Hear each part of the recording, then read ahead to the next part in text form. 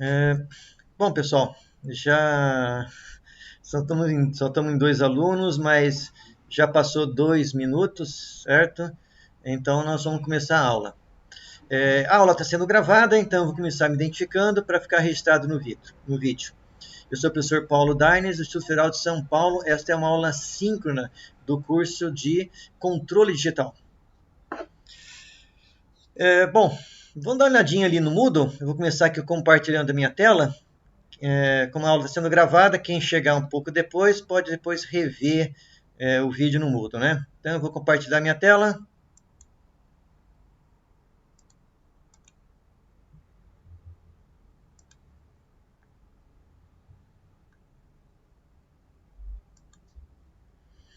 Tudo certo com o compartilhamento?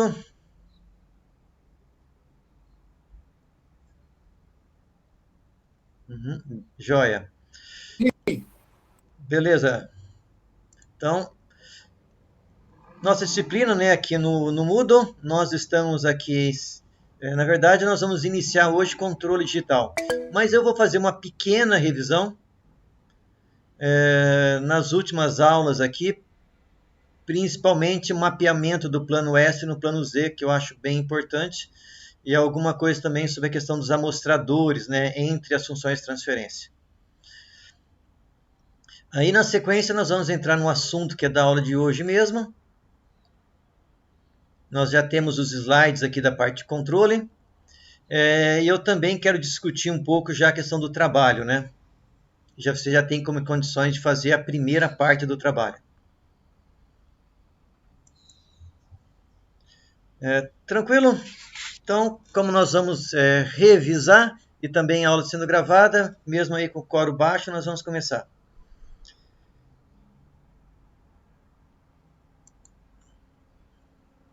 Bom, então um dos assuntos que vocês estudaram aí nas aulas assíncronas foi o mapeamento aí do plano S no plano Z, né? Para entender a diferença entre os dois planos.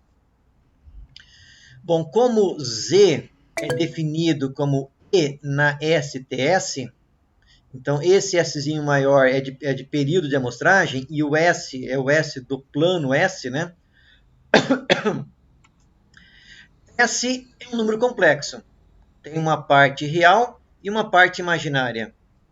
Então, se eu aplicar aqui na definição de Z, eu vou ter, então, posso separar essas duas partes. Então, eu tenho uma exponencial de um número real e uma exponencial de um número complexo.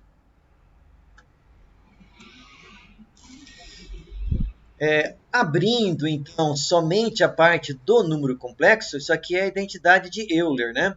Então, eu tenho aqui E na J ômega TS, elevado a um número complexo, é igual a cosseno de ômega TS mais J seno de ômega TS. A primeira exponencial, que é o número real, também é um número real, certo? Então, essa primeira parcela é um número real, ou seja, me dá a amplitude da minha variável em z.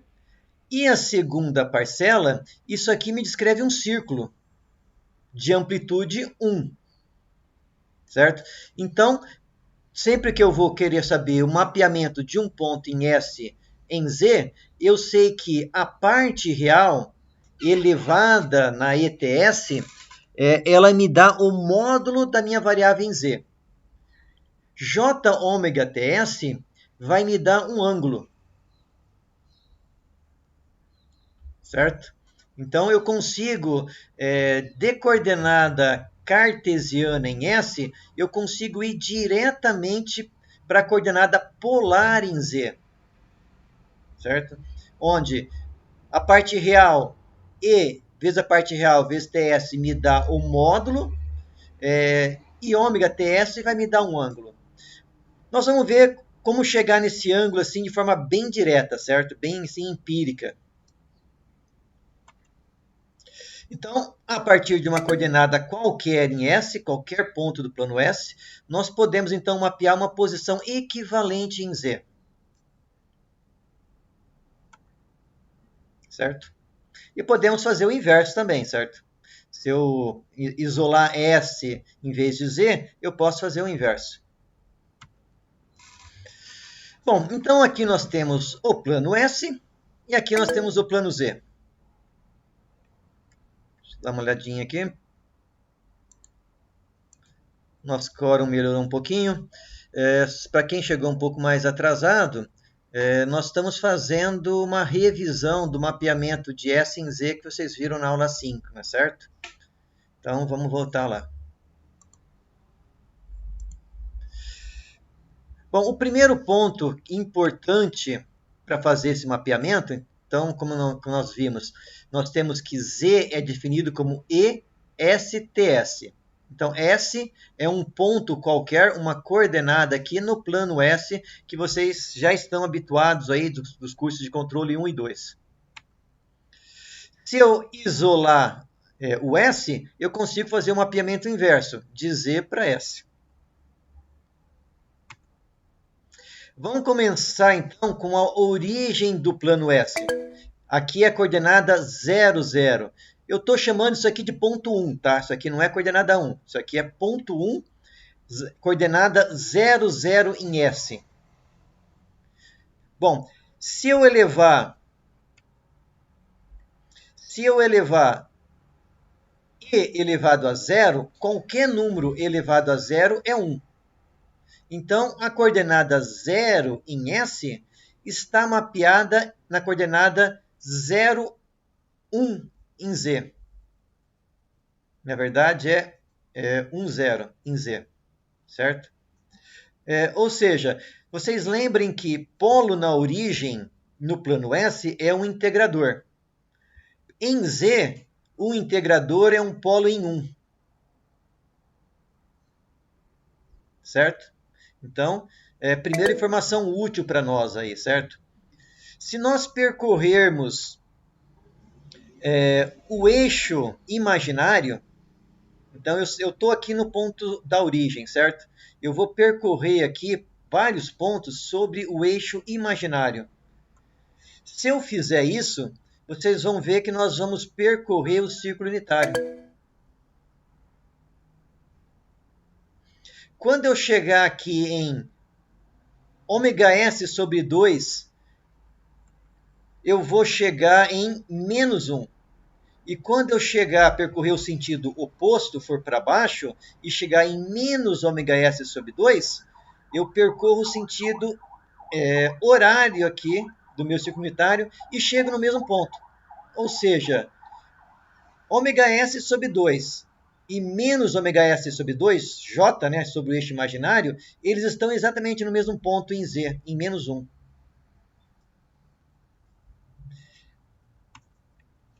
Se eu sair da origem do sistema de coordenadas e tender para menos infinito, qualquer número elevado aqui, e na menos infinito, ele vai tender para zero. Então, um número que sai em S de zero e vai para menos infinito, em Z ele sai de 1 e colapsa para zero. Então, o menos infinito no plano S está em zero, na origem de coordenadas em Z. Ou seja, isso aqui é frequência infinita, certo? Coordenada zero aqui é frequência infinita em S. Bom, se eu sair do ponto 2 ou do ponto 3 e também for para menos infinito, eu saio aqui do menos 1 e também tendo para zero.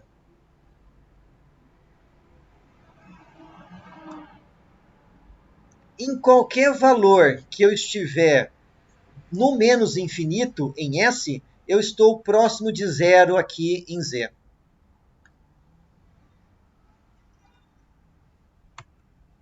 Certo? Qualquer valor no meu plano que eu tiver bem para o lado esquerdo, com a parte real em menos infinito, eu sempre estou aqui próximo de zero em Z, na origem.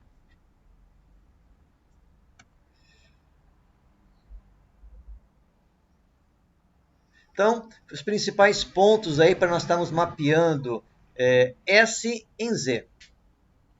Bom, e se eu vier para a parte de cima aqui, né, para uma frequência acima de ômega-s sobre 2?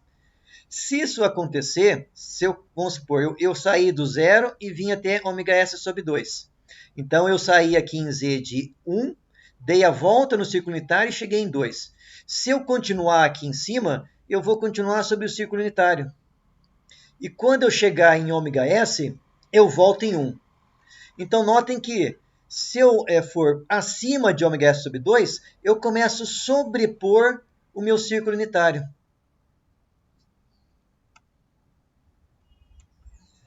Então, essa faixa que está entre as curvas ômega-s sobre 2 e menos ômega-s sobre 2, de zero até infinito, eu chamo aqui de faixa principal, tudo isso aqui está mapeado dentro do círculo unitário. Aí essas outras faixas que estão em torno de múltiplos de ômega-s, mais ou menos ômega-s sobre 2, elas estão sobrepostas. É a mesma ideia que nós tínhamos, que eu tenho um sinal, que vários sinais contínuos podem dar origem a um mesmo sinal discreto. Então eu tenho várias faixas aqui no meu plano S que se sobrepõem sobre o círculo unitário. O problema é quando eu quero fazer o retorno. Se eu respeitar o teorema de amostragem, ou seja, trabalhar com frequências entre ômega-s sobre 2 e menos ômega-s sobre 2, certo? Se eu amostrar de forma adequada o meu sistema, eu sempre vou voltar para a faixa principal. Se eu cometer algum erro nessa amostragem, pode ser que eu caia na faixa complementar. Bom, nós vimos então o lado esquerdo do meu plano S e o lado direito, né? Bom, toda essa faixa aqui, que está entre ômega-s sobre 2 e menos ômega-s sobre 2, e que tende para mais infinito, está mapeado do lado de fora do meu círculo unitário.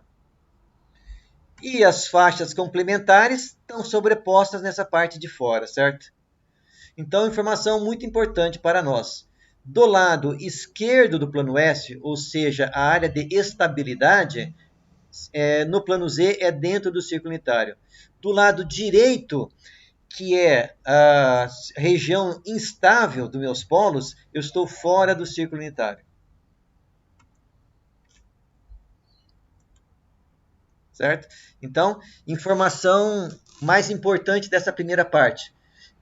Quando eu analisar os polos de um sistema discreto, se eles estiverem dentro do círculo unitário, ou seja, se o módulo do polo for menor que 1, o sistema é estável, o sistema discreto. Se o módulo do polo for maior que 1, o sistema é instável. Tranquilo aqui, pessoal? Diferença importante entre sistemas contínuos e discretos. Perfeito, Murilo, isso mesmo. Se o polo estiver sobre o círculo unitário, ou seja, com módulo igual a 1, ele é marginalmente estável. Ou seja, em S, ele está sobre o eixo imaginário. Coordenada real nula, mais coordenada imaginária diferente de zero. Perfeito.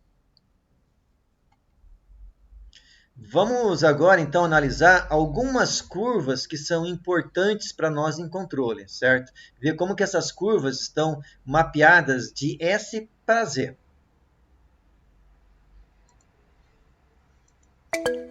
Bom, vamos começar com retas na vertical, certo? Ou seja, retas na vertical, aqui em S, vai ter o valor de C, que é a parte real, constante. Certo? Então, eu defini que uma coordenada em S tem uma parte real, que é C, e uma parte imaginária, que é ômega. Certo? Se eu pegar, então, retas na vertical, isso significa que o módulo vai ser constante em Z. E quando eu variar ômega, eu vou estar variando um ângulo, ou seja, eu vou estar fazendo um círculo em Z.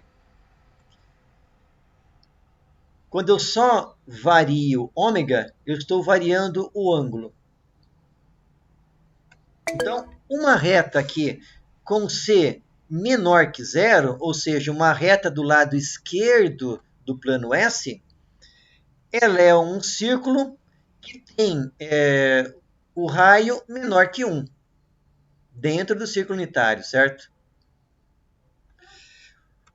Uma reta, quando C igual a zero, se eu pegar E elevado a zero, é igual a 1.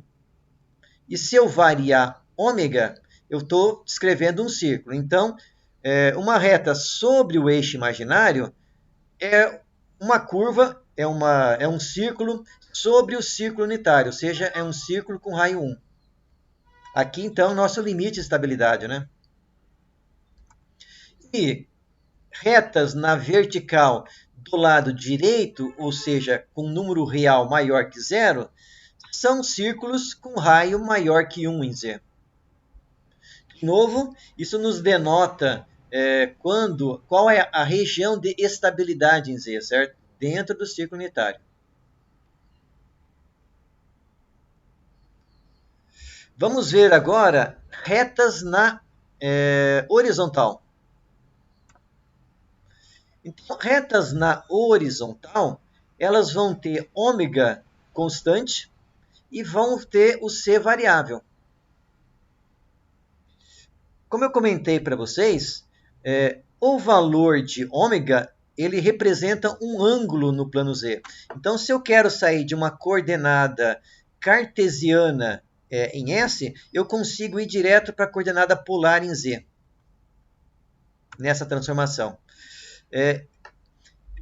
Então, se ômega é constante, eu vou ter um ângulo constante aqui, e C variável significa que eu vou ter uma amplitude variável. Vamos pegar uma primeira reta aqui, certo? Uma reta sobre o eixo real. Eu sei que em 0 eu estou em 1. Se eu sair aqui de 0 e for para menos infinito, eu sei que eu tendo para 0. Se eu sair de 0 e for para mais infinito, eu vou tender para mais infinito aqui. Então, quando ômega é 0, cosseno de 0 é 1. Seno de 0 é 0, certo? Então, quando o ômega é 0, esse cosseno de ômega TS dá 1. Aliás, tudo isso aqui dá 1, né? E o que acontece? Eu tenho essa exponencial variável. Então, se eu tiver em menos infinito, que é para o lado de cá, eu estou em 0. Se eu sair de menos infinito, passar por 0 e for para mais infinito, eu saio de 0 em Z e vou para mais infinito. Retas que estão em ômega-s, ou na verdade em múltiplos de ômega-s, positivo ou negativo, elas estão sobrepostas. Bom, e retas que estão em ômega-s sobre 2? Elas saem de 0 e vão para menos infinito. Então, ômega-s sobre 2 me representa um ângulo de 180 graus. E menos ômega-s sobre 2 é um ângulo de menos 180. Então, a partir daqui, vocês conseguem obter qualquer ângulo fazendo uma regra de 3 simples. Se eu passar para vocês que a frequência é ômega-s sobre 4, vocês sabem que ômega-s sobre 2 é 180, ômega-s sobre 4 é 90 graus. Então, fazendo uma regra de 3 simples, vocês sabendo que ômega-s sobre 2 é 180, vocês conseguem descobrir qualquer ângulo de uma coordenada saindo de S, qual que é o ângulo da coordenada em Z. E a amplitude? A amplitude eu preciso conhecer o C. Então, de novo, o ômega me fornece um ângulo e o C me fornece o módulo da minha coordenada polar em Z. Bom, se eu estiver, então, numa reta horizontal em ômega-s sobre 4, Como eu falei para vocês, se isso aqui é 180, ômega S sobre 4 é 90 graus. Então, isso é uma reta que sai de zero e vai para menos infinito no eixo imaginário. E menos ômega S sobre 4 é menos 90 graus. Então, é uma reta que sai de zero e vai para menos infinito sobre o eixo J em Z. Tudo que tiver infinito aqui em S está sempre próximo de zero.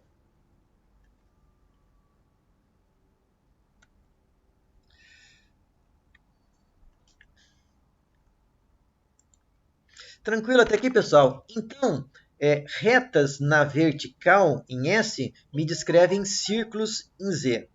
Retas na horizontal, elas me descrevem retas que saem radialmente em Z, certo?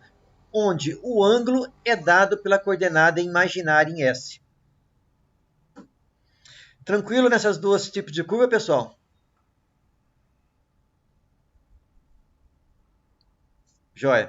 Vamos ver mais duas curvas que são importantes também. A curva de amortecimento constante em S e a curva de frequência natural constante em S. Vamos ver como que elas estão mapeadas em Z.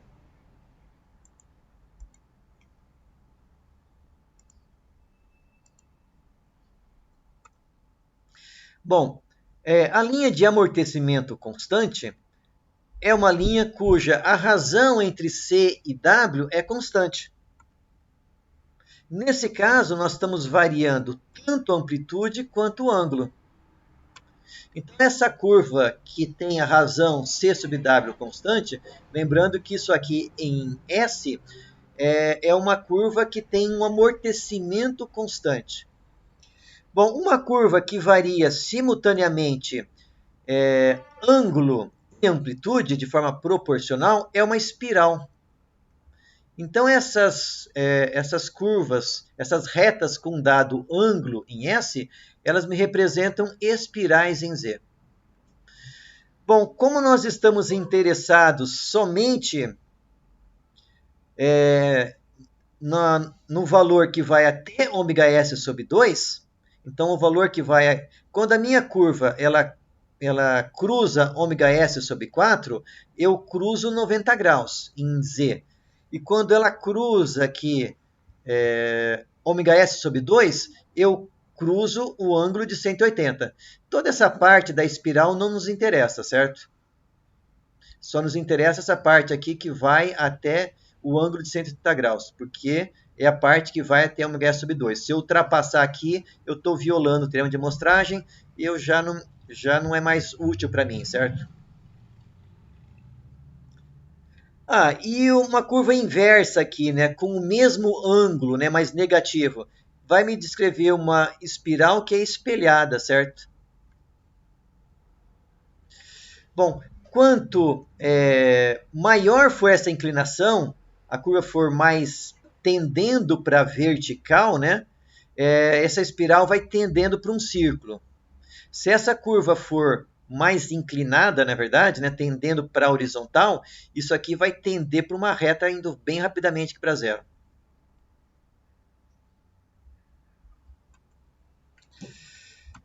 Bom, a quarta curva, né, tipo de curva, são curvas com amortecimento constante.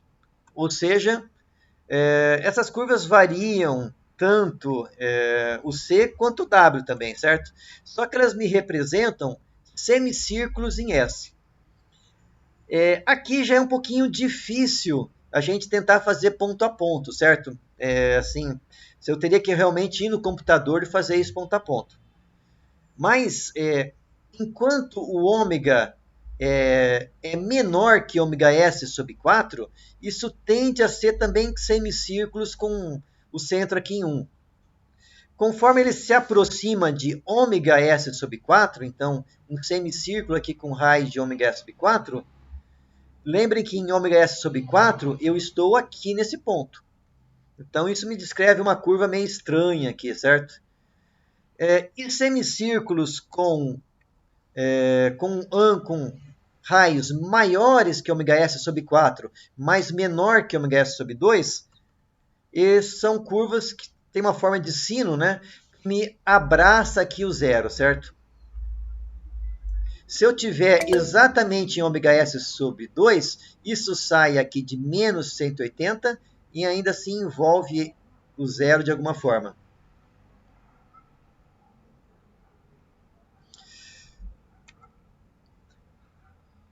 Bom, eu vou pular algumas coisas aqui que eu acho que vocês já devem ter visto, mas um comando que é importante, quando eu trabalhava em S, nós tínhamos o comando sgrid que plotava aqui as curvas de frequência natural constante e linhas e amortecimento constante em S. Em Z, nós temos o comando zgrid. Certo? Esse comando zgrid vai nos traçar essas linhas meio estranhas, né, que são amortecimento constante e frequência natural constante. Então, se eu estiver fazendo lá o lugar das raízes, né, eu posso utilizar essas linhas para escolher uma posição de ganho que me dê um dado amortecimento ou uma dada frequência natural para a resposta do meu sistema, certo? Então, esse comando zgrid traça esse círculo unitário, traça as linhas de amortecimento constante e de frequência natural constante.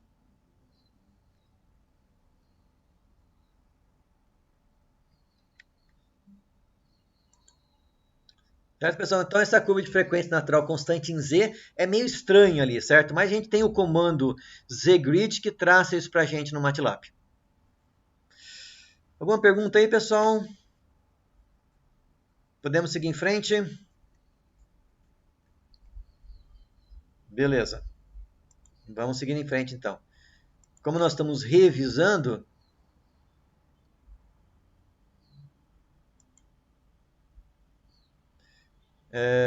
a resposta transitória eu acredito que seja mais ou menos tranquila.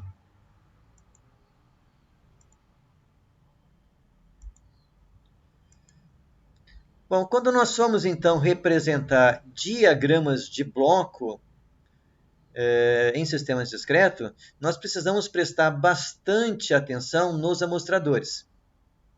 Acho que eu tinha uma questão antes aqui, certo? Nos amostradores. Bom, em S é mais ou menos tranquilo, certo? Eu tenho aqui x de S, y de S, g de S. A minha função de transferência é a relação entre entrada e saída, certo? Agora, se eu tenho um amostrador na entrada de uma planta, e aqui eu tenho y de S, eu não consigo achar uma função de transferência entre y de S e x de Z.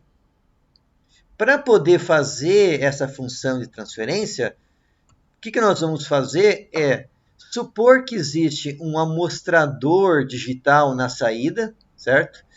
Aí sim eu vou poder pegar a relação entre y asterisco de S e x asterisco de S. Yx asterisco de S, na verdade é Z, certo? É só uma nomenclatura que vocês encontram no livro aí, nos livros também, mas é similar a Z. A diferença é que quando eu faço y asterisco de S, eu estou também considerando a informação entre as amostras, certo? Quando eu faço em Z, eu estou jogando fora a informação entre as amostras.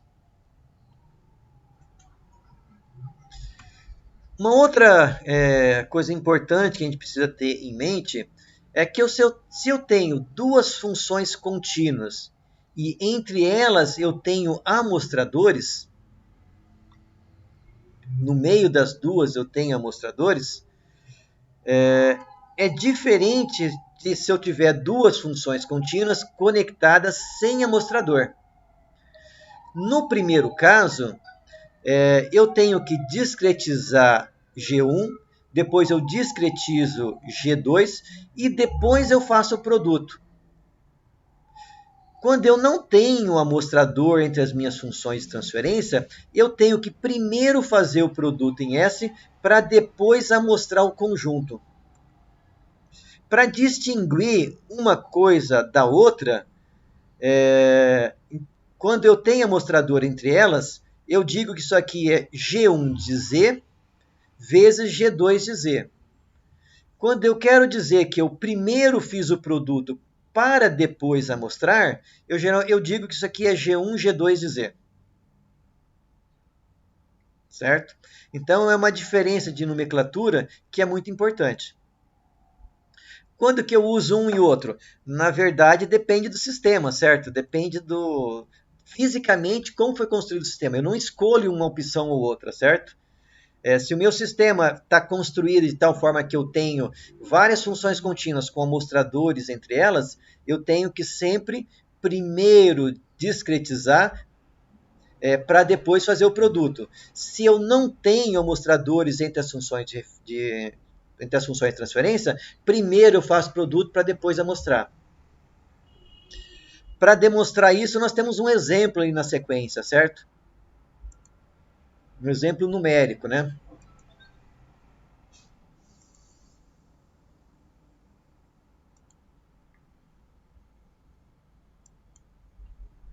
Então eu tenho um exemplo aqui, G1 de S tem um polo aqui em menos 1, e G2 de S tem o polo em menos 2. Se eu fizer o produto aqui de G1 de S, eu chego nessa função de transferência que tem um polo em menos 1 e um polo em menos 2. Se eu amostro a primeira função, esse 1 ele é mapeado em 0,3679, e o menos 2 é mapeado em 0,1353.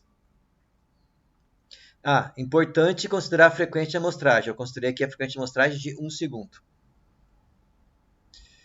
Agora, se eu amostro, primeiro faço o produto para depois amostrar, eu chego nessa função de transferência que tem um zero. Se eu fizer o produto dessas duas, eu chego num resultado diferente. Apesar dos polos, notem que o denominador de ambas é igual, mas o numerador é diferente. Então é diferente eu fazer o produto para depois discretizar do que discretizar para depois fazer o produto.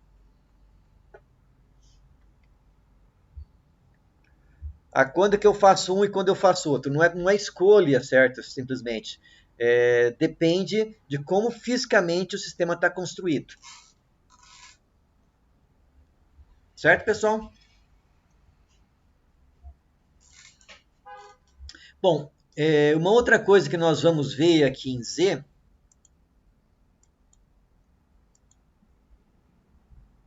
Então, só antes de avançar, né? Como que eu cheguei nessas funções de transferência, né? Aqui tem os comandos do MATLAB.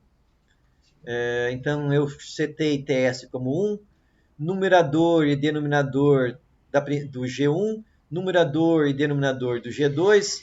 Então, criei as funções de transferência, fiz o produto das duas funções em S, G3, e depois discretizei essas três. Então, discretizei a função comando contínuo to discrete, G1, período de amostragem. Então, esse comando contínuo to discrete, vocês já devem ter visto no vídeo, né? Que ele discretiza a função G1 com o período de amostragem TS.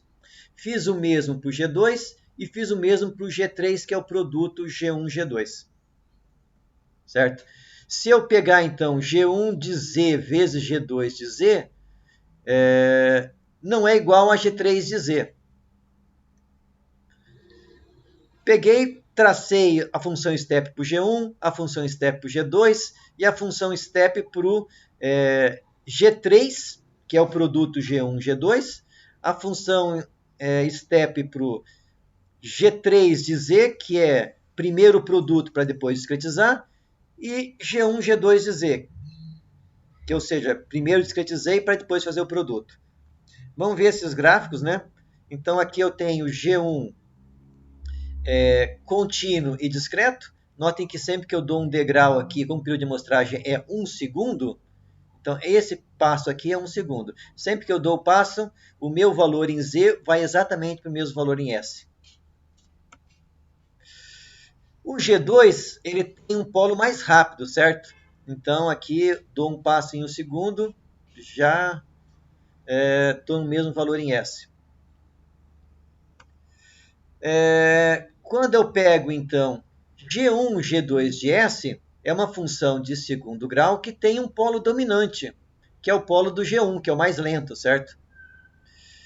Quando eu discretizo isso aqui, G1, G2 de S, ou seja, G1, G2 de Z, eu tenho uma função discreta que me acompanha a curva em S.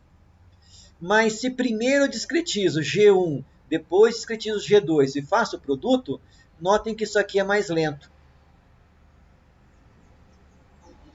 Ele tem um formato parecido, mas ele tem um atraso maior, né? Então, para mostrar graficamente que é diferente, certo?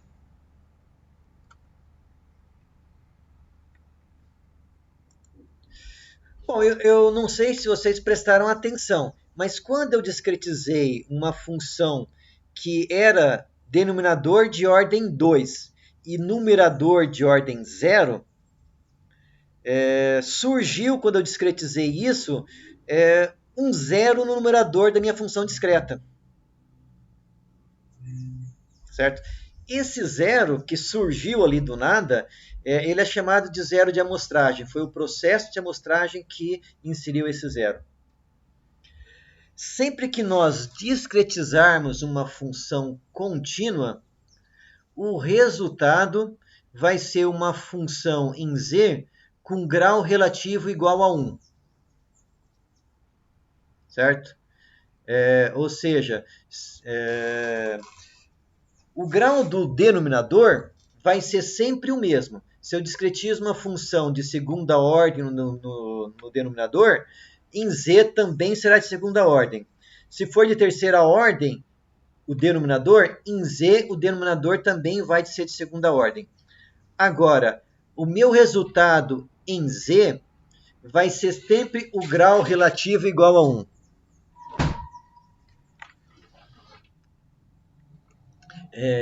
Ou seja, se eu tenho uma função em S que o numerador não tem nenhum zero e o denominador é de terceira ordem, isso vai me gerar, quando eu discretizar essa função, 2 zeros de amostragem e os 3 polos estruturais.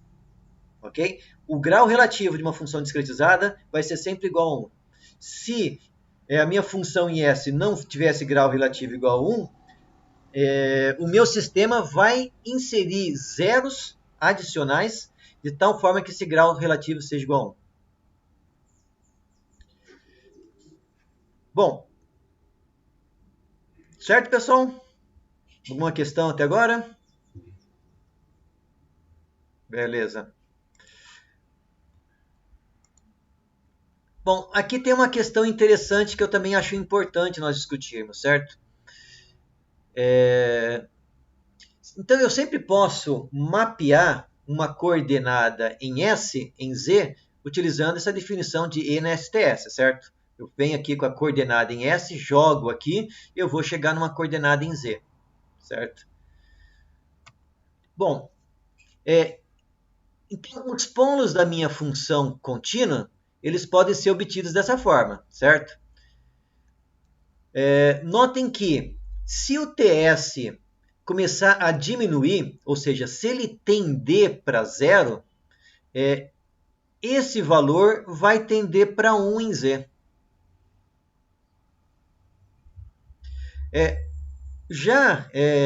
Os zeros, eles são definidos em 2 tipos. Então, polo só tem polo estrutural, certo? Um polo em S é mapeado em Z através dessa função. Já os zeros, eles são divididos então em 2 tipos. Os zeros estruturais, aqueles que existem na minha função em S, que são também mapeados em Z por essa função, né? Essa definição de Z. E os zeros de amostragem. Então, os zeros de amostragem, como eu comentei, eles vão ser sempre inseridos para deixar o grau relativo da minha função em Z igual a 1. Então, se eu tenho aqui uma função de terceira ordem do denominador em S e primeira ordem no numerador, esse zero estrutural vai ser mapeado aqui e o meu sistema vai inserir um zero de amostragem adicional. Então, em Z, a minha função de transferência vai ter sempre a ordem do numerador, uma unidade a menos que a ordem do denominador. Bom, o que acontece com os meus polos e zeros do meu sistema? Os polos, eles sempre vão... se o meu período de amostragem, aquele negócio que a gente já conversou um pouco em algumas aulas anteriores, certo? Quando eu vou aumentando a frequência de amostragem, nós chegamos à conclusão que a minha frequência de amostragem tinha que ser, no mínimo, de 10 a 20 vezes a frequência do meu sistema. Certo? A gente viu que somente o teorema de amostragem, que me dizia que a frequência de amostragem tem que ser o dobro, não é suficiente. Então, nós temos que ter uma frequência de amostragem de 10 a 20 vezes maior. Por que não 50, 100 vezes maior, né? Por que eu não vou aumentando para o infinito? Toda vez que eu vou aumentando a frequência de amostragem, eu diminuo o período. Certo? Isso faz com que todos os meus polos tendam para 1. Então, eu tenho lá uma função de terceira ordem em S. Tenho meus polos todos distintos. Se esse TS tender para 0, todos os meus polos em Z vão tender para 1. Vai chegar uma hora que eu posso não conseguir mais distinguir numericamente um polo do outro. Por isso que nem sempre é interessante aumentar demais a frequência de amostragem. Bom, os zeros têm 2 tipos de comportamento. Os zeros estruturais, conforme eu diminuo o TS, eles também tendem para 1. Notem que eu não estou dizendo que os polos de zeros estão em 1. Eu estou dizendo que o valor deles tende para 1, conforme o TS tende para 0. Já os zeros de amostragem, eles tendem para a raiz desses polinômios. Se o grau relativo em S for igual a 1, eu não vou ter nenhum zero de amostragem. Se o grau relativo em S for 2, eu vou ter um zero de amostragem, que vai tender, conforme o TS vai para 0, ele vai tender para menos 1. Se o grau relativo em S for igual a 3, o meu processo de amostragem vai inserir 2 zeros de amostragem. E esses zeros de amostragem vão tender para esses pontos.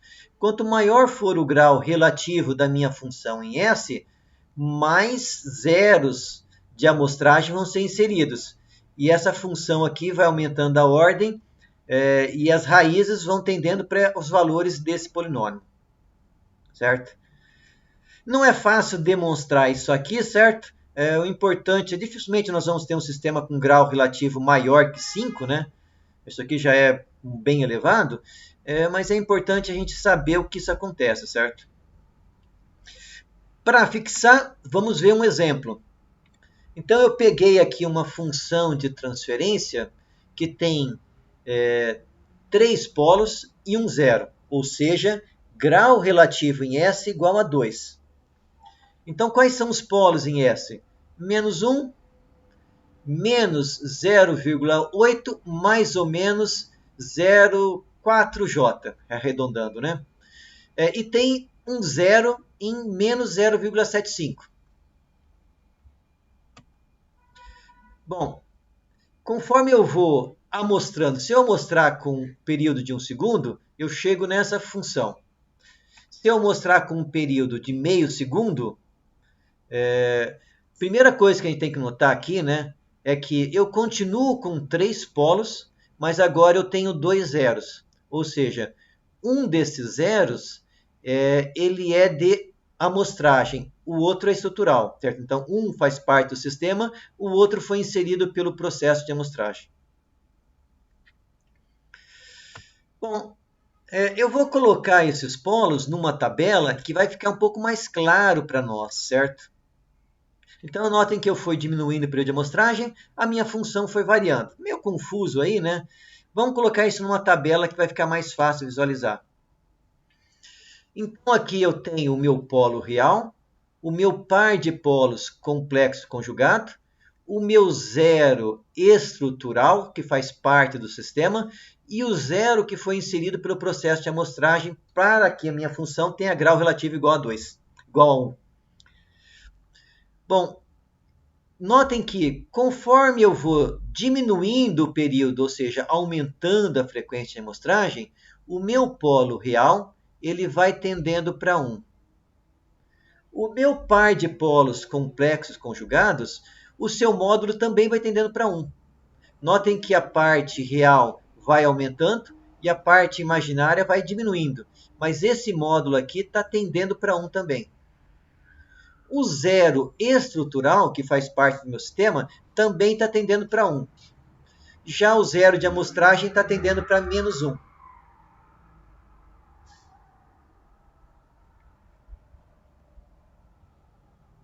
Graficamente, está um pouquinho apagado aqui, né? Eu tenho aqui, então, meus 3 polos, o meu zero estrutural e o meu zero de amostragem. Então, conforme aí eu vou diminuindo o período de amostragem, os meus polos e zeros estruturais vão tendendo aqui para 1, enquanto que o meu zero de amostragem vai tendendo para menos 1.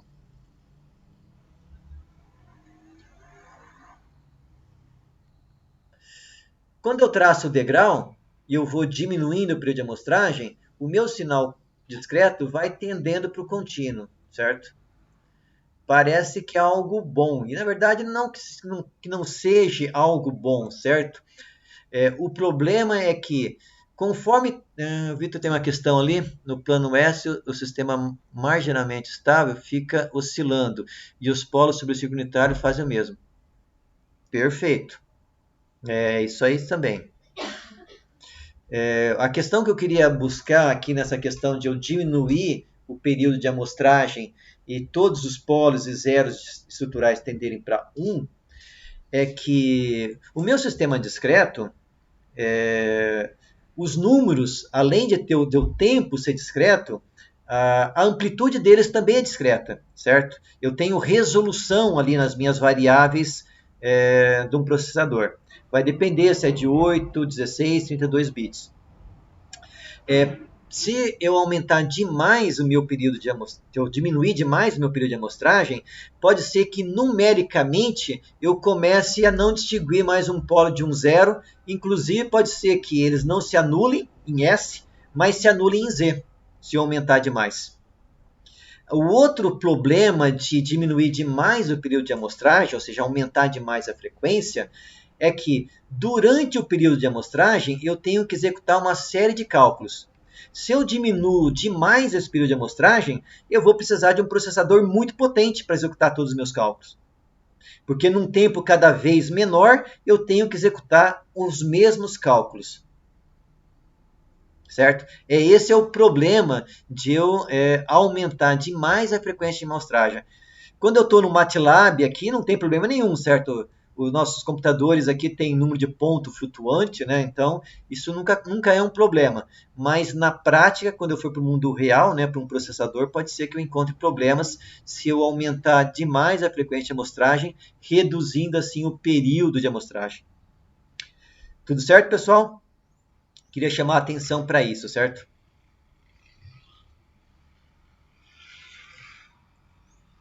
Bom, até aqui, então, foi uma revisão. Então, hoje, agora, né, vamos começar aí com realmente a parte de controle. Melhor, antes de falar da parte de controle, vamos aproveitar para discutir o trabalho de vocês, certo? Então, eu vou voltar aqui para o Moodle. Sinais e sistemas discretos. Nós temos aqui a proposta do trabalho. Então, nós temos um trabalho que vai ser dividido em 3 partes, certo? Cada parte tem um relatório próprio. E no final, nós vamos ter uma única apresentação do trabalho como um todo, certo? Bom, mas a primeira parte do trabalho, que tem como data de entrega o dia 23/11, certo? Vou abrir a primeira parte do trabalho.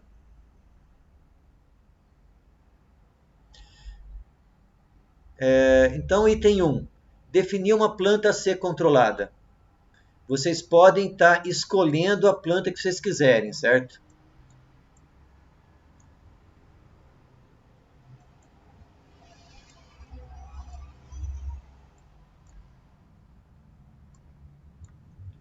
Frequentemente aí, os alunos estão escolhendo uma mesma planta que trabalham com a disciplina do professor Eduardo Costa, né? A parte ali de laboratório de controle digital. Não tem problema, certo? Pode escolher a mesma planta.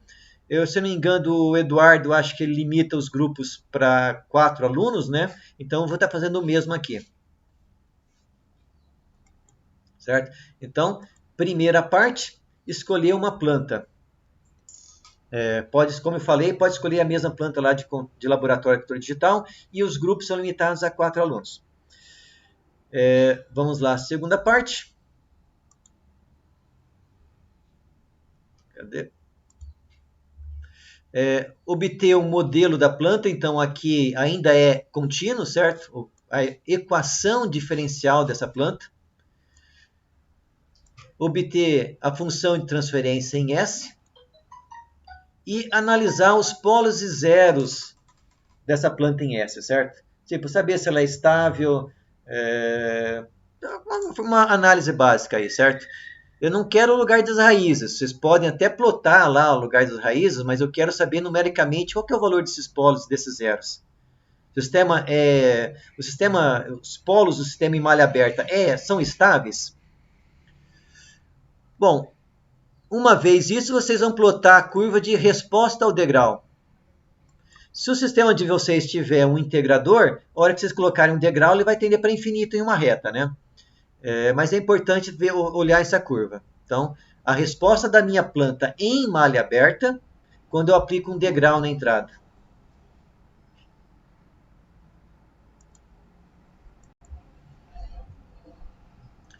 Bom, próximo passo vai ser, vocês vão especificar o que vocês querem do controle para a sua planta. Então, de novo, são vocês que vão especificar isso, certo? Não sou eu. Vocês podem querer que a planta oscile menos, que o seu controlador consiga reduzir a oscilação, ou que o seu controlador diminua o tempo de resposta, melhore o amortecimento, elimine erro em regime permanente. Então, vai depender aí da planta. Vocês vão definir o que vocês querem do controlador, certo? De novo, fica a cargo de vocês definirem. Aqui sim nós vamos começar a entrar em controle digital, que é definir a frequência de amostragem, obter a função da transferência da planta em Z e fazer de novo uma análise dos polos e zeros da minha planta em Z. Certo? Como vocês vão discretizar? Vocês vão usar o MATLAB, certo? Ninguém vai discretizar nada na mão aqui, tá? Vocês vão pegar a planta, vão usar o comando lá Continue to Discrete, que tem nos vídeos ali que eu já mostrei, certo? E discretizar com o período de amostragem que vocês selecionaram. Como que vocês escolhem esse período de amostragem? Tem algumas ideias que nós vamos ver na aula de hoje, certo? Basicamente é pegar o valor do polo e multiplicar o valor do polo por 10 a 20 vezes. Tendendo mais para 20 vezes dá um resultado melhor do que 10, certo? Essa vai ser a frequência de amostragem. Mas nós vamos dar uma olhadinha ainda na aula de hoje, certo? Deixa eu ver se tem mais alguma coisa do trabalho. Basicamente é isso, certo? Então, por enquanto, tem muito pouco aqui de controle digital. Nós vamos ter mais coisa em S, né? Tipo, escolher a planta, as equações diferenciais que regem isso, a função de transferência da planta. analisar os polos e zeros. Primeira parte que entra em controle digital é escolher o período de amostragem, certo? Tendo o período de amostragem, discretizar a planta e analisar de novo os polos e zeros, né?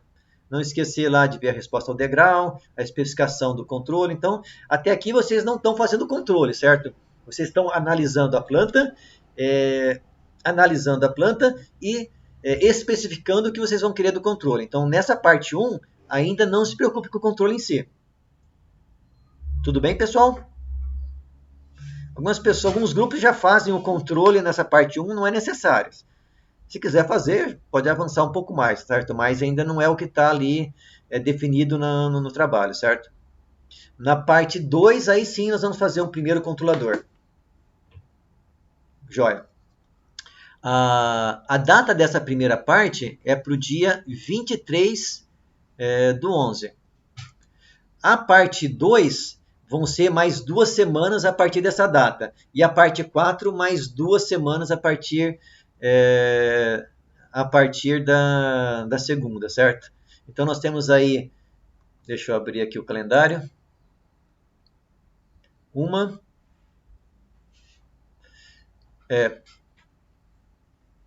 Para a parte 1, são 4 semanas aí, né?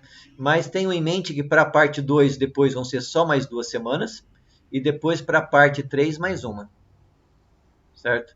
Lembrem que então a quarta parte do trabalho vai cair para a última semana de aula, certo? Então tem muito pouco grau aí para atrasar, certo? Atrasou. Então, a terça-feira, dia 21, é o último dia de entrega. Dia 22, quarta-feira, é quando tem que fechar as notas, certo? Então, vai ser uma correria para mim. Não tem margem de atraso nessa última parte, tá? Então, é um relatório para cada uma dessas 3 partes e um vídeo, 10 minutos aí, que vocês vão ter que enviar ou me mandar o link, né? Pode colocar o link dentro do relatório da terceira parte para que eu possa acessar e assistir, certo? Tranquilo, pessoal?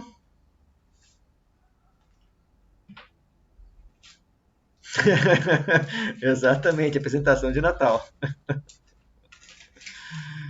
Eu vou ter bastante vídeo para assistir aí no Natal, né? Mas eu tenho que terminar no dia 22, né? Não dá para esperar o Natal.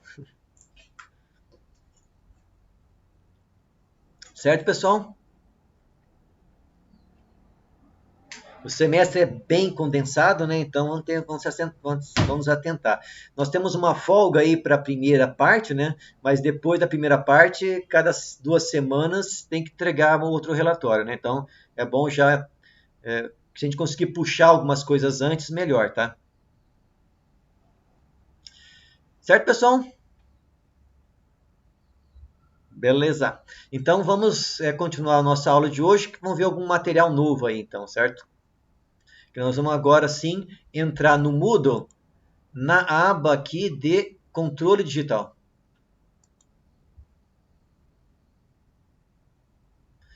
Então vamos primeiro ver essa primeira parte aqui, certo?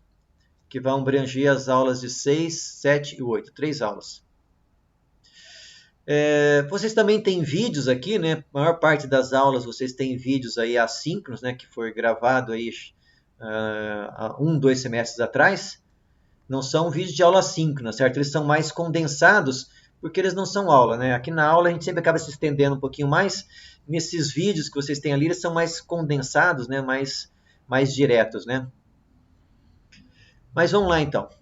Vamos entrar na nossa parte, então, de controle. Mais alguma pergunta aí sobre o trabalho, pessoal? Sobre o material? Ou sobre alguma dúvida geral da disciplina? Se não, então nós vamos seguir em frente aí.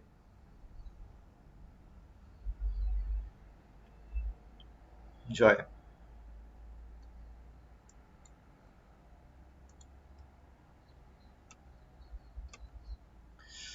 Bom, colocar no modo apresentação, né? Fica melhor.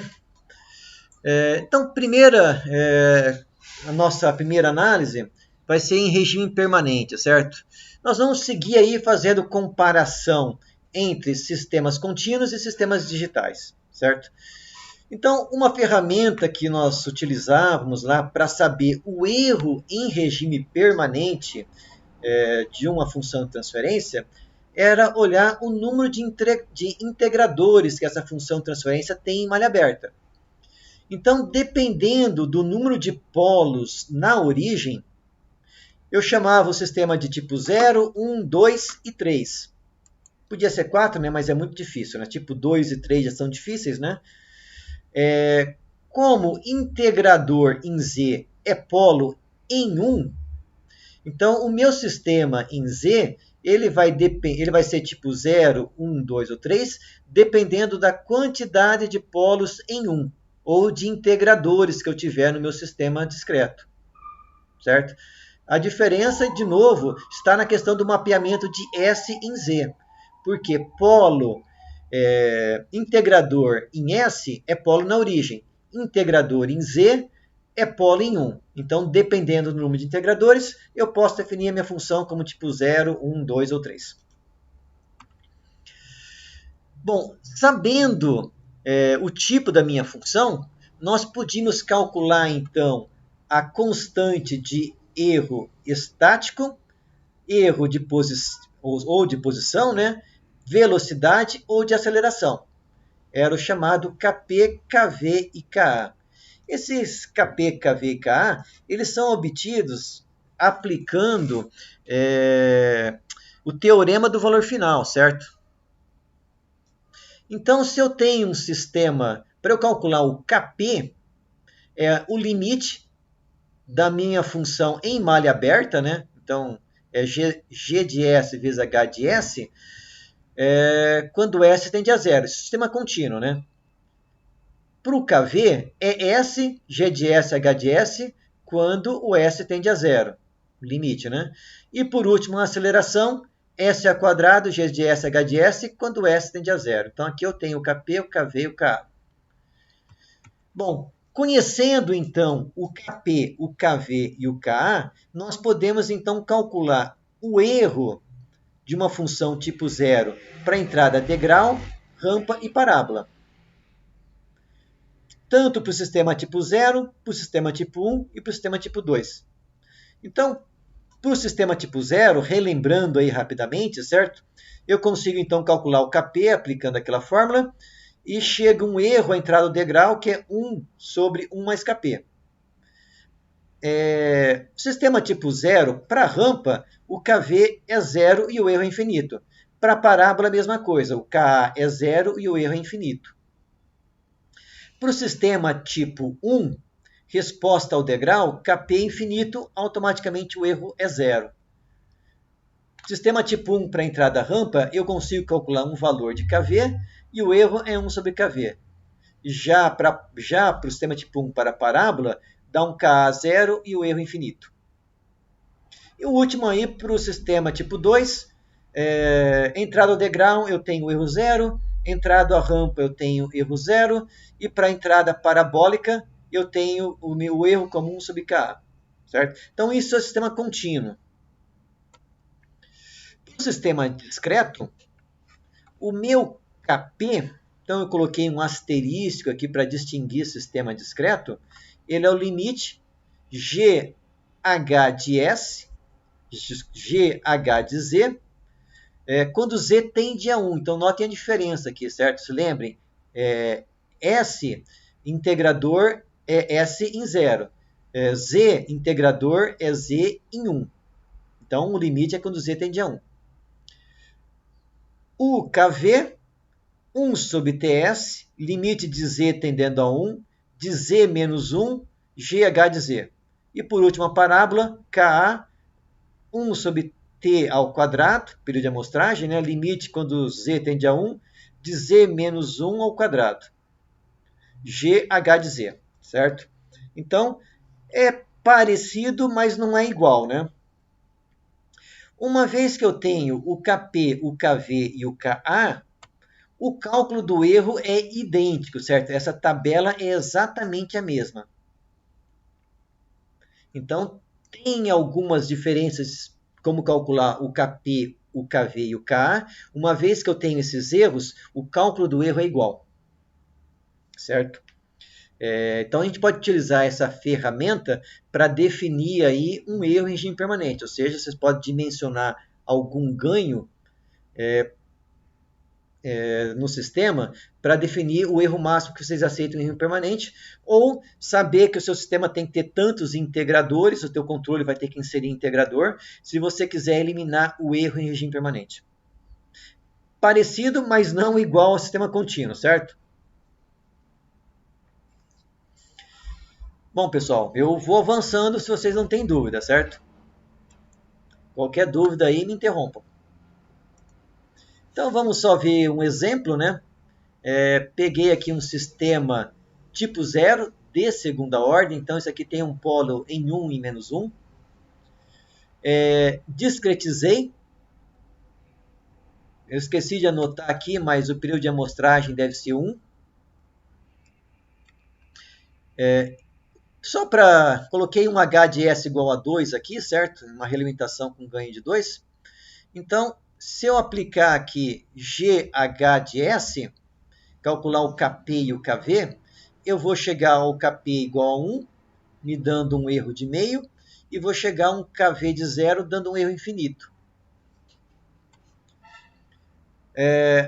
Aplicando as mesmas definições aqui, né, o próprio esquema discreto, eu vou chegar a um KP igual a 1 e um erro também de 0,5. E para o KV, a mesma coisa. Eu vou chegar a um KV de 0 e um erro infinito. Graficamente,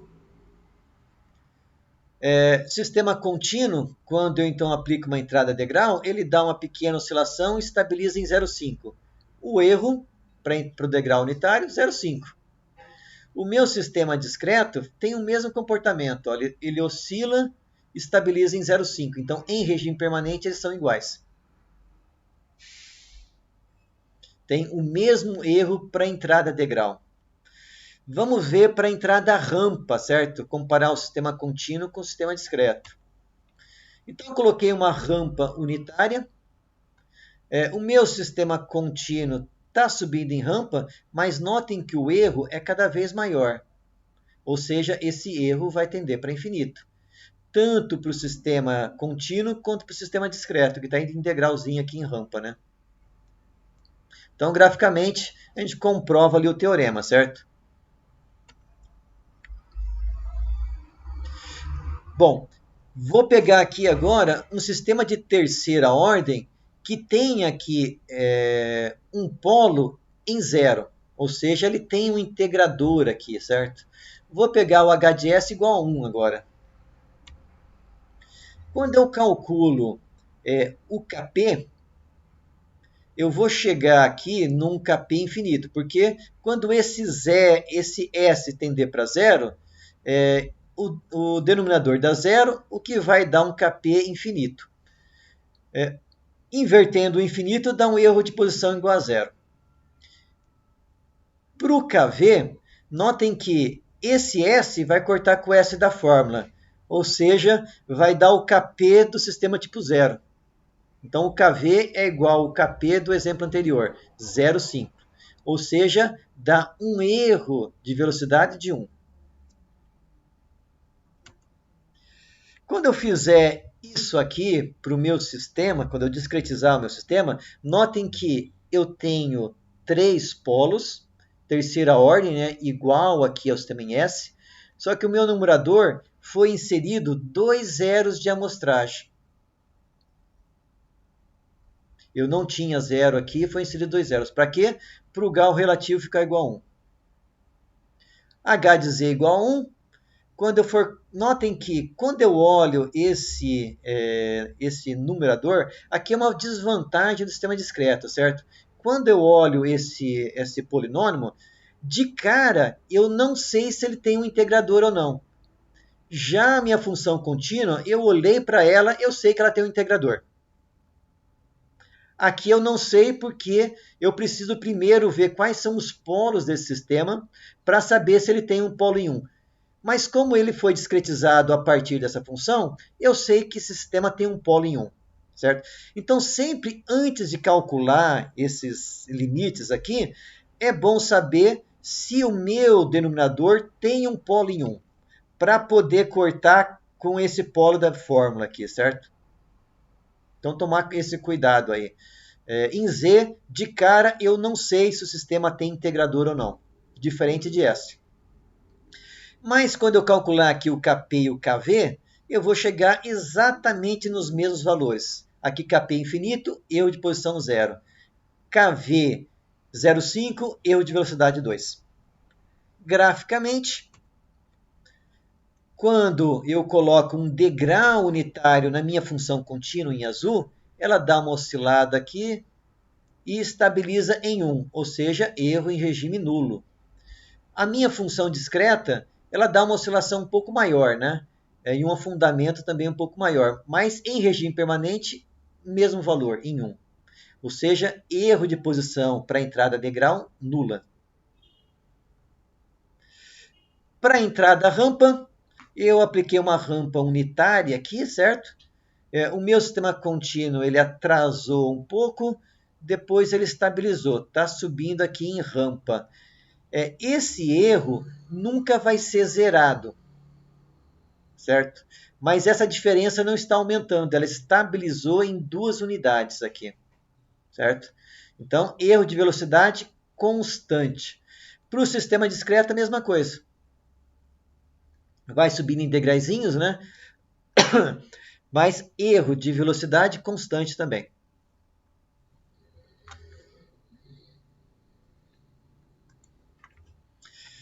Tranquilo, pessoal? Então, primeira ferramenta que vocês conheciam ali, sistema contínuo, né? Que nós podemos utilizar aí para dimensionar algum ganho de um controlador, por exemplo, ou para conhecer o comportamento do meu sistema, é erro em regime permanente. Bem parecido com o contínuo, mas não é igual, certo? Algumas pequenas diferenças devido ao mapeamento ali de S ou DZ.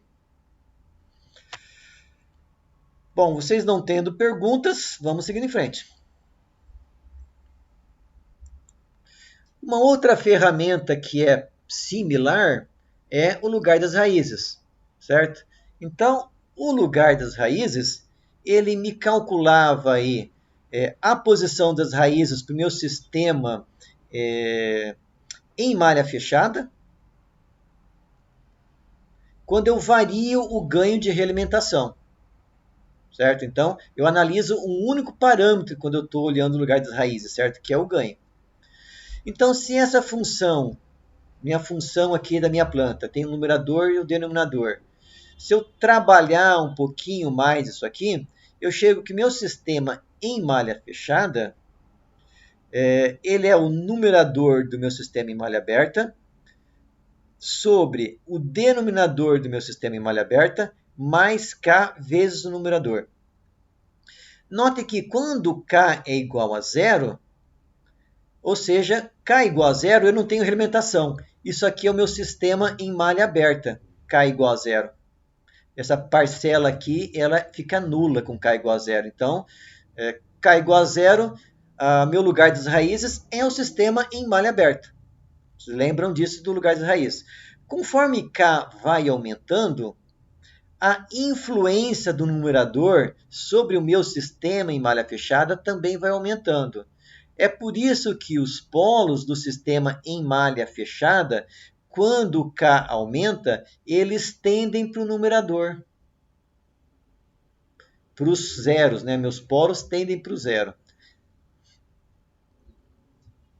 Então, isso era o root locus que vocês faziam lá, sistemas contínuos. O importante, então, o root locus, ele analisa esse denominador do meu sistema em malha fechada, com os dados do meu sistema em malha aberta, né? Numerador e denominador do meu sistema em malha aberta, olhando essa equação característica, eu consigo analisar como meus polos vão se deslocar em malha fechada. Bom, para um sistema discreto, vai ser a mesma coisa, certo? Eu tenho aqui o meu HG de Z, ele é um numerador em Z, denominador em Z. Se eu trabalhar um pouco mais, o meu sistema em malha fechada é numerador em Z sobre denominador mais K vezes numerador em Z. No root locus, nós só analisamos esse denominador aqui, certo? De novo, se o K for zero, os meus polos estão na posição do sistema em malha aberta. Conforme eu aumento o K, a influência do numerador aumenta. Ou seja, os meus polos do sistema em malha aberta vão tendendo para os zeros do meu sistema em malha aberta.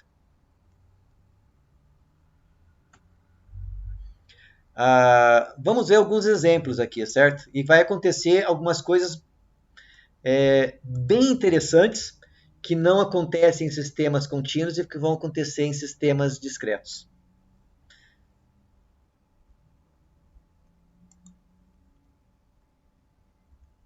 Opa, não é essa aqui, essa aqui. Então, peguei aqui de novo uma planta contínua que tem um polo em menos 1 e um polo em menos 2. Então, certo? Essa função aqui tem dois polos, um em menos 1 e um em menos 2. Tracei o lugar das raízes para o sistema contínuo e dei o S-grid aí para saber os valores aí dos amortecimentos e frequência natural constante. Notem então que em malha aberta, um polo em menos 1 e um polo em menos 2. Conforme eu aumento o ganho, esses dois polos se encontram e depois eles se afastam aí na vertical. Notem o seguinte, por mais que eu aumente o ganho, esse sistema pode ficar oscilativo, né? Conforme a gente aumentar o ganho, o amortecimento vai diminuindo, mas esse sistema contínuo nunca fica instável. Não importa o ganho. Ele pode ficar oscilativo, certo? Ele pode oscilar muito, mas instável ele nunca vai ficar. Agora vamos discretizar esse sistema e traçar o lugar das raízes. Bom, primeiro, esse sistema não tem um zero, certo? Mas quando eu discretizo ele, o meu processo de discretização insere um zero aqui, certo? Os dois polos, eles estão mapeados aqui próximo de ponto 15 e próximo de ponto 3. Então, de novo, conforme eu aumento o ganho, os meus dois polos se encontram. Notem que aqui eu usei o Z-grid, né, para traçar o meu círculo unitário. Os dois polos se encontram, eles se afastam, já não se afastam em retas, tá? Por quê? O mapeamento da uma reta, ela está mais próxima de um círculo lá, certo? Então, esses polos se afastam aqui, não é bem um círculo, né? Eles se encontram, um polo vai tender para o zero de amostragem, o outro polo vai tender para menos infinito. Então, primeira diferença aqui, pessoal. O meu sistema contínuo nunca ficava instável, mas o meu sistema discreto equivalente, se eu aumentar demais o ganho, ele vai ficar instável. Porque um dos polos vai tender para menos infinito e vai sair do ciclo unitário. Diferença fundamental para a gente entender sistemas discretos. Por que um dos polos, quando eu aumento demais o ganho, eu vou aumentando o tempo de resposta do sistema em malha fechada, certo? Ou seja, vai chegar uma hora que a frequência de amostragem que eu escolhi para esse sistema vai ficar baixa, porque a frequência de banda do sistema em malha fechada vai aumentando. Até que uma hora a frequência que eu escolhi ficou baixa de amostragem. Certo? Então, cuidado que nós temos que ter aí com sistemas discretos. Aumentar demais o ganho em sistemas discretos pode levar o sistema a ficar em malha fechada de sistema discreto instável, apesar do sistema contínuo não ficar instável. Certo, pessoal?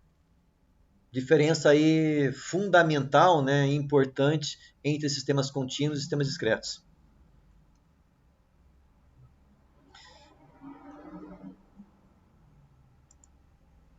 Bom, vamos pegar mais alguns exemplos aqui. Agora, peguei aqui um sistema que tem os mesmos polos, certo? E tem um zero aqui. Então, meus dois polos contínuos, menos 1 e menos 2, meu zero contínuo, que está em menos 2,5. Então, quando eu aumento o ganho, os meus dois polos se encontram, fazem esse círculo, um vai tender para o meu zero, o outro vai tender para menos infinito. Então, notem que, de novo, esse sistema aqui, por mais que eu aumente o seu ganho em malha fechada, ele nunca fica instável, o sistema contínuo. Vamos ver o sistema discreto. Então, discretizei, continua de segunda ordem numerador. Esse zero agora é um zero estrutural. Então, notem que esse zero está próximo da coordenada zero. Quando eu aqui, meus dois polos do sistema em malha aberta, quando eu aumento o ganho de novo, eles dois se encontram, fazem esse círculo aqui. Um vai tender para o meu zero, o outro vai tender para menos infinito. E de novo, se eu aumentar demais o ganho, um dos meus polos vai sair do círculo unitário. E o meu sistema discreto vai ficar instável se aumentar demais o ganho. O que não acontece para o sistema contínuo que deu origem para esse sistema.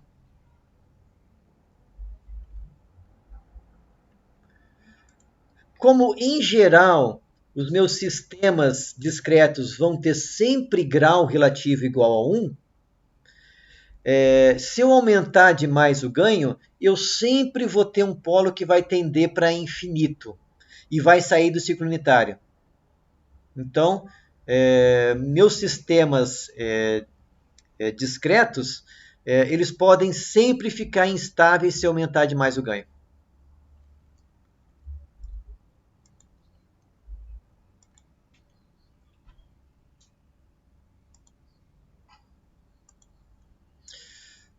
Bom, mais um sistema tipo 1. Então, eu tenho aqui, não tenho nenhum zero, tenho três polos, sendo um integrador. Então, notem, um polo em menos 2, um polo em menos 1 e um polo em zero, sistema em malha aberta. Quando eu aumento o ganho, esse polo tende para menos infinito, esses dois polos se encontram e saem aqui no ângulo de 120 graus, né? Ou seja, se eu aumentar demais o ganho, o meu sistema vai ficar instável quando esses dois polos passarem para o lado direito do meu plano S. Vamos ver o que acontece aí com o meu sistema tipo 1, discreto, né? Discretizei aquela planta. Então, notem que terceira ordem no denominador, o processo inseriu 2 zeros de amostragem, um está aqui, e o outro deve estar bem para cá, não é visível aqui nesse gráfico, certo? Então, aumentei o ganho, um polo tende para esse zero, os outros dois polos se encontram e vão sair aqui do meu círculo unitário se eu aumentar demais o ganho, certo? Possivelmente, esse ganho, onde o meu sistema fica instável, deve ser menor do que do sistema contínuo.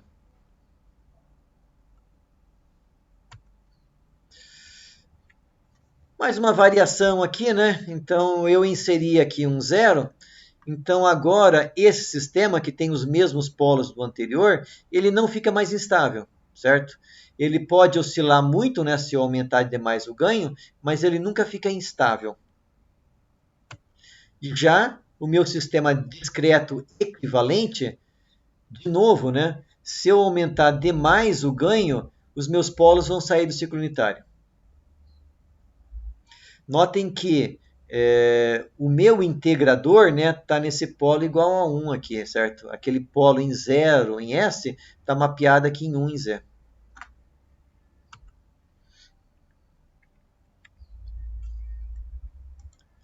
Beleza, pessoal? Então, mais uma coisa interessante para nós, certo? Ter sempre em mente que digamos assim, o meu sistema discreto ele é mais sensível a ficar instável. Porque alguns sistemas que em S nunca ficam estáveis em malha fechada.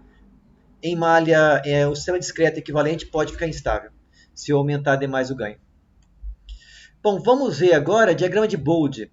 Comparar aí o diagrama de Bode de um sistema contínuo com um sistema discreto. Nenhuma dúvida aqui, pessoal? Nenhum comentário? Sem nenhum comentário, vou avançando aí.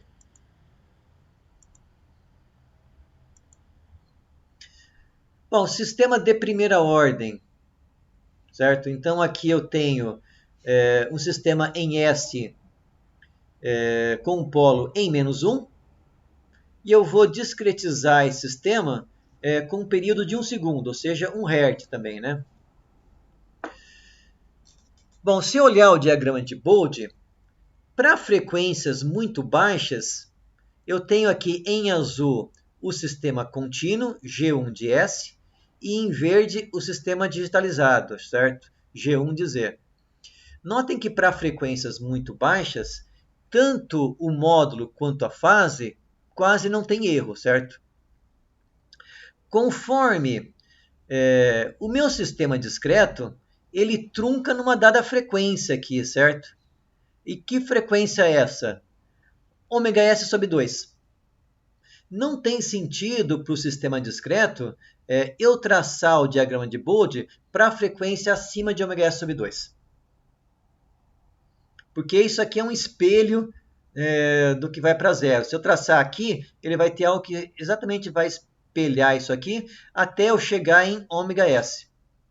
Então, diagrama de Bode de sistema discreto, ele sempre trunca em ω/s sobre 2. Bom, se a minha frequência é 1 Hz, a frequência de amostragem em radianos, porque isso aqui está em radianos por segundo, é 2π, que dá 6. ω/s sobre 2 é só π, que dá 3. Então, notem que eu estou truncando aqui. Aqui é 1, 2, 3.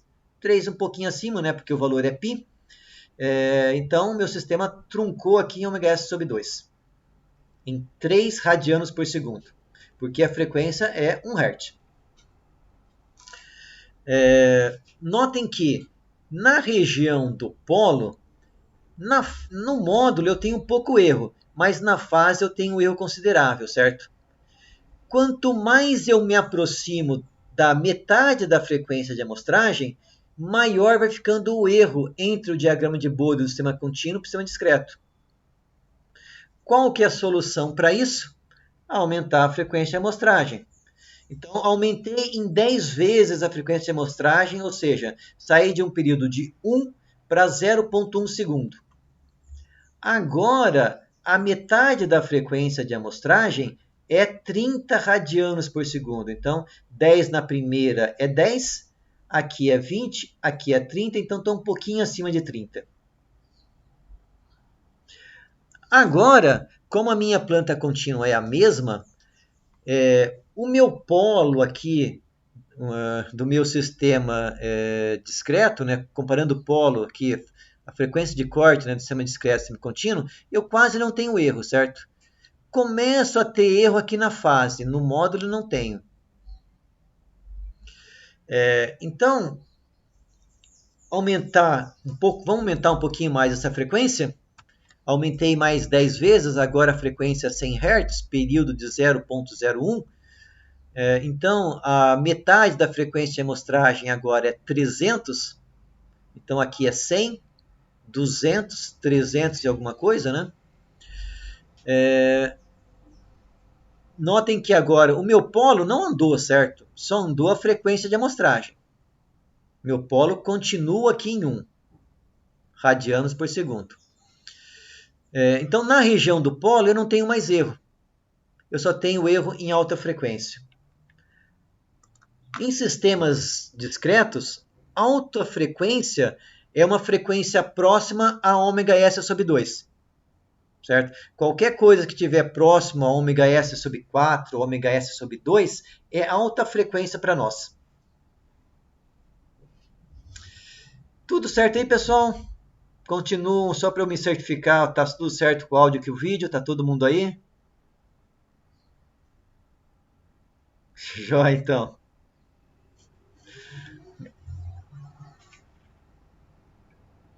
Certo? Então, a diferença entre diagrama de Bode de sistema discreto para sistema contínuo, o sistema discreto, ele trava o diagrama de Bode em ω/s sobre 2. Em geral, próximo da frequência de ω/s sobre 2, o erro também entre o sistema discreto e o sistema contínuo aumentam. Certo? Vamos ver mais alguns exemplos ali de diagrama de Bode.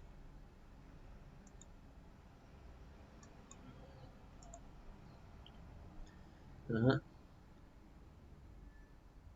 Qual que nós estávamos aqui? Vimos esse. Aqui.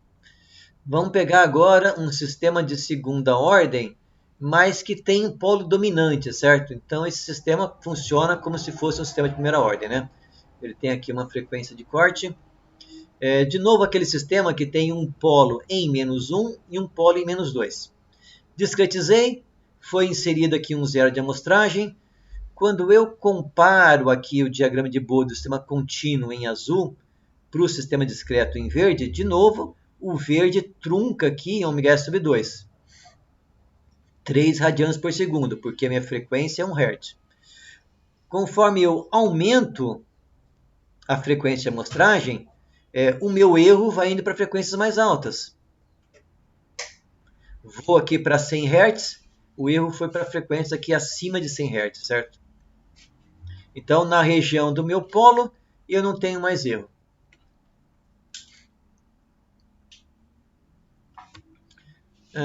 Mais uma função aqui, uma função que tem dois polos complexos puros, ou seja, não tem amortecimento. De novo, né, conforme com 1 Hz eu tenho um erro que está próximo do polo aqui, né? Conforme eu aumento a frequência, esse erro vai sendo jogado para frequências mais altas. Aqui, por exemplo, na região do polo eu não tenho erro, comparando o sistema contínuo com o sistema discreto. Contínuo, discreto.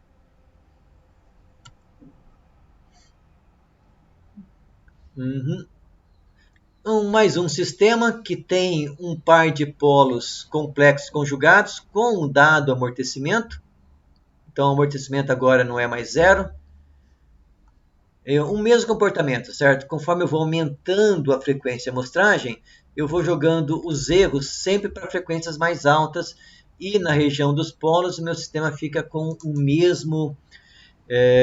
o meu sistema contínuo e discreto, eles se aproximam, né?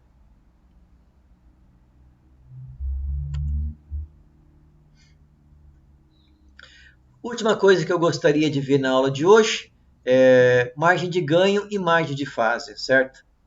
Então, é uma outra ferramenta que vocês já devem ter trabalhado com sistemas contínuos. Em sistemas discretos, a definição é a mesma, certo? Então, a margem de ganho de um sistema é o ganho onde a fase é mais ou menos 180 graus. Se esse ganho for menor que 1 ou menor que 0 dB, sistema estável. Margem de fase é a fase onde o ganho da planta é igual a 1 ou 0 dB. Se essa fase estiver entre ou mais ou menos 180 graus, o sistema é estável. E o comando que traça isso no MATLAB é margem, né? Não tem diferença para essa função aqui, independe se a minha planta é contínua ou discreta, certo? Ele consegue identificar aqui se eu estou entrando com uma planta contínua ou discreta. Então, o comando é o mesmo. Então, eu tenho aqui, então, uma planta contínua.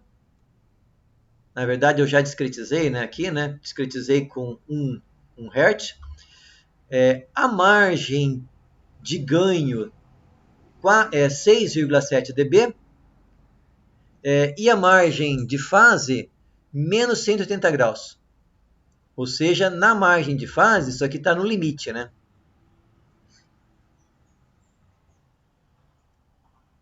Bom, qual que é o maior ganho que eu posso colocar nesse sistema? Para eu saber isso, eu tenho que saber quanto que esse 6,7 dB corresponde em ganho.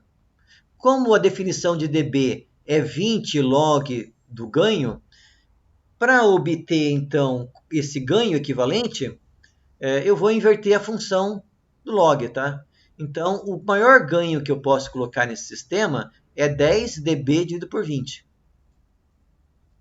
Se eu fizer esse cálculo, eu chego que o meu maior ganho que eu posso colocar nesse sistema para ele não ficar instável é 2,16. Então, se eu pegar essa planta e fechar, realimentar com um ganho de 2,16, esse é o limite da estabilidade.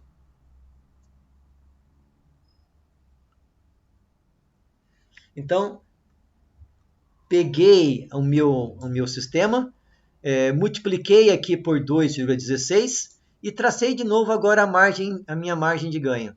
Agora a margem de ganho deu praticamente zero, certo? Porque eu embuti já aquele ganho na minha função de transferência. Certo? Isso que é a interpretação dessa margem de ganho, certo? É o maior ganho que eu posso colocar no meu sistema para ele continuar estável. Bom, vamos ver então como fica a resposta.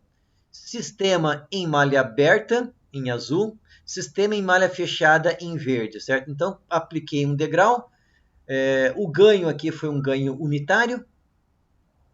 Meu sistema continua estável. Vou aplicar o ganho de 2,16 e aplicar um degrau. No meu sistema em malha aberta não tem nenhum problema. O meu sistema em malha fechada, olha, ficou oscilando. Porque 2,16 era o limite de estabilidade desse sistema.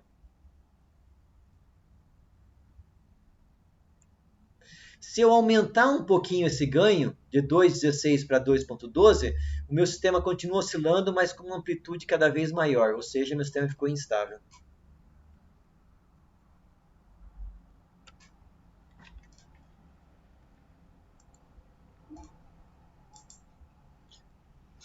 Certo, pessoal? Margem de ganho e margem de fase, tirando a diferença entre o diagrama de Bode, que ele trunca em ômega-s sobre 2, o restante, a interpretação é a mesma, certo? Só que vocês, eu vou voltar ali para o PowerPoint, vocês notem que, em geral, quando nós estamos vendo os diagramas de Bode aí dos sistemas, comparando o sistema contínuo com o sistema discreto, o meu diagrama de Bode do sistema discreto, a fase sempre abria mais aqui, certo? Ou seja, isso prejudica a minha margem de ganho. É uma outra forma de visualizar porque os meus sistemas discretos ficam instáveis mais facilmente, certo? Por causa da margem de fase. Em geral, próximo aqui de ômega-s sobre 2, a minha fase do meu sistema discreto vai ficando mais negativa. O que faz com que a margem de ganho do meu sistema piore para o sistema discreto. Então, vamos voltar aqui para...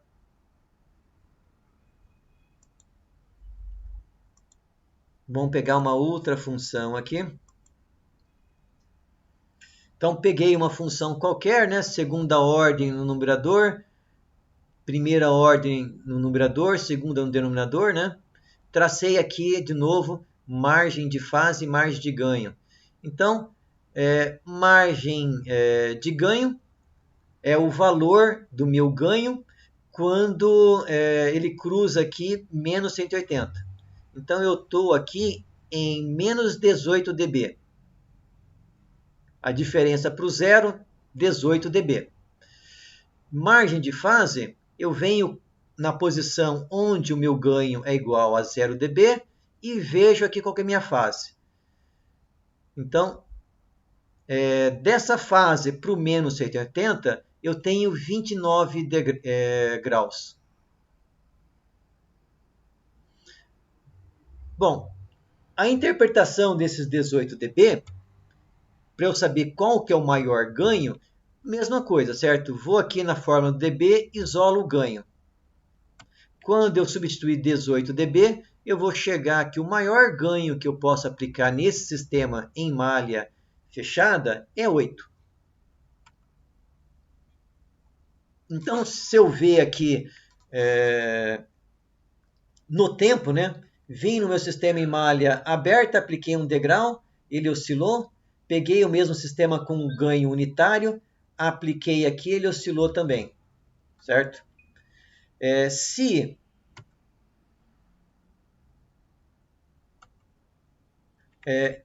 Por exemplo, o maior ganho que eu podia aplicar era 8, certo? Apliquei um ganho de 16, e de novo calculei a margem de ganho e margem de fase. Quando eu fiz isso, a minha margem de fase agora deu negativa, ou seja, meu sistema ficou instável. Por quê? Porque eu apliquei um ganho aqui no meu sistema maior que 8. O maior ganho que eu poderia aplicar era 8. Agora, quando eu comparo aqui o sistema em malha aberta, né? Apliquei um degrau no sistema em malha aberta, nenhum problema. Apliquei um degrau no meu sistema em malha fechada, ele está instável. Porque o ganho está alto demais.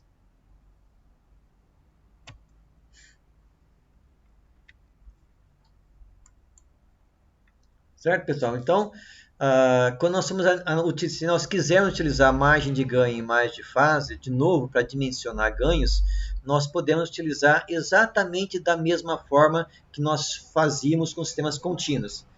A diferença é que o diagrama de Bode em si tem uma pequena diferença. Sistemas discretos geralmente vão ser sempre mais sensíveis a margem de ganho e margem de fase, porque pelo mesmo motivo do root locus. Meus sistemas discretos ficam estáveis mais facilmente do que sistemas contínuos. Certo? Então, cuidado maior aí na hora de projetar controladores para sistemas discretos. Certo, pessoal? Acho que vimos bastante coisa nessa aula, né? Foi uma aula meio puxada aí, né? O material que eu tinha para passar para vocês era esse.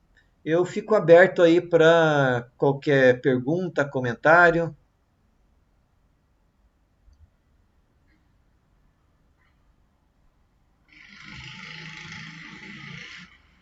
Beleza, pessoal. Então, vocês já têm aí a especificação do trabalho, certo? Vocês já podem começar a trabalhar nele. Recomendo que vocês façam isso o quanto antes possível para a gente poder começar a trabalhar também na parte 2. Não deixem acumular para o final, certo? Porque no final do semestre ali, as 2 últimas semanas vão ser bem puxadas, né? Bom, pessoal, então nós estamos encerrando aí a nossa aula, certo? Eu gostaria de agradecer a presença de todos vocês. Semana que vem, dia 2 é feriado, né? Então nós só nos vemos de novo daqui 2 semanas aí, certo? Boa tarde para todo mundo e obrigado aí pela presença.